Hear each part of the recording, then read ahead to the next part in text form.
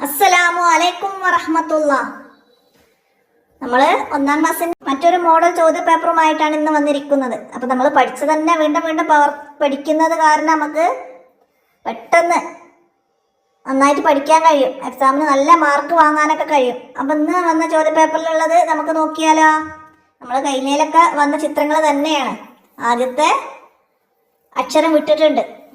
അപ്പം നമുക്ക് ചിത്രത്തിൻ്റെ പേര് മനസ്സിലാക്കിയിട്ട് അവിടെ വന്ന അക്ഷരം ഏതാന്ന് നമുക്ക് എഴുതാൻ കഴിയണം. ഇവിടെ ഫസ്റ്റ് ഗേറ്റിന് എന്തായിരുന്നു? ദർബുൻ, ദർബുൻ. അപ്പൊ അവിടെ ദ എന്ന് എഴുതാം. അടുത്തത് ടൈ, ഉറബുൻ അല്ലേ. അപ്പൊ നമുക്കവിടെ ഊ എന്ന് എഴുതി കൊടുക്കാം. ഇനി കാരക്കക്ക്, ഈത്തപ്പഴത്തിന് എന്തായിരുന്നു? തമ്രുൻ, തമ്രുൻ. അപ്പൊ അവിടെ എഴുതാം. ഇനി ആ വീടിന് എന്തായിരുന്നു നമ്മൾ പഠിച്ചത്? ബൈത്തുൻ, ബൈത്തുൻ. അപ്പൊ അവിടുത്തെ ഫസ്റ്റത്തെ ബ ഇല്ല, അപ്പൊ നമ്മളത് എഴുതി കൊടുക്കാം, ബൈത്തുൻ. അപ്പൊ അതുപോലെ മറ്റ് വേർഡ്സുകൾ വിട്ട ഭാഗം വന്നാൽ നമുക്ക് എഴുതി കൊടുക്കാൻ ചിത്രത്തിന്റെ പേരുകൾ പഠിക്കണം കേട്ടോ. അങ്ങനെ അവിടെ വരുമ്പോൾ ഇനി താഴെ വന്നതെന്താണ്? അക്ഷരങ്ങൾ വിരൽ വെച്ച് വായിച്ചു കൊടുക്കാനാണ്. ഇതുപോലുള്ള അക്ഷരങ്ങൾ തരും, എന്നിട്ട് നിങ്ങൾ ഉസ്താദിന് അത് വായിച്ചു കൊടുക്കണം. എന്താണ് ഫസ്റ്റ് വന്നത്? ത, ത, ത. ഇതിന് ഫതഹ ഇട്ട ത. അടുത്തത് ദാല്, ദാലിന് സുക്കൂനിട്ട ദ്, ദ്. അടുത്തത് ബ, ബിന് തൻവീൻ ലൊമ്മിട്ട ബുൻ, ബുൻ.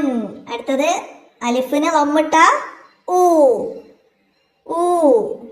അടുത്തതാ തഇന് കസറിട്ട തീ, തഇന് കസറ നൽകിയാല് തീ.